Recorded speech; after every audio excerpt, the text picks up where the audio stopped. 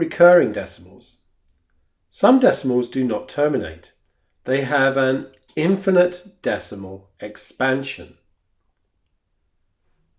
Some of these decimals have a recurring pattern, such as 0.22222 and so on forever, 0.123, 123, 123, 123 and so on forever, and 0.142857, 142857, 142857 and so on forever. If they have a recurring pattern, then they can be expressed as fractions. Some decimals have no recurring pattern.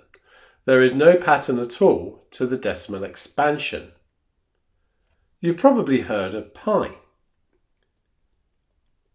which is 3.14159 and so on.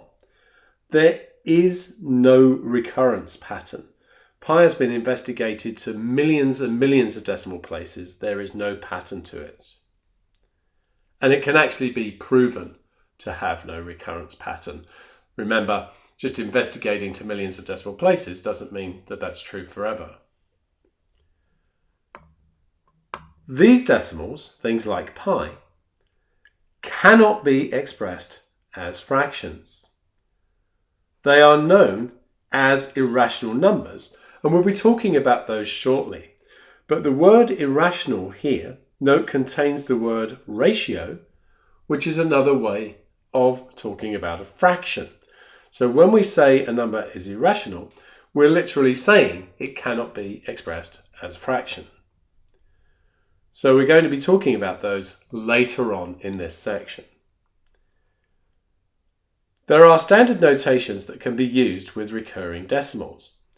So if we have 0.2 recurring here, we can put a dot above that 2, and that tells us that that 2 just goes on forever, or you could do that with a bar.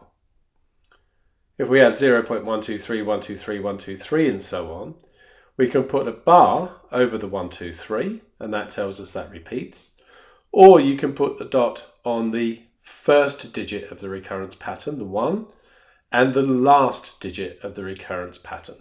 So if we were looking at this 142857 here, we could write that as 0.142857 and just put a bar across all of that. Or we could write 0.142857 and put a dot on the 1 and a dot on the 7.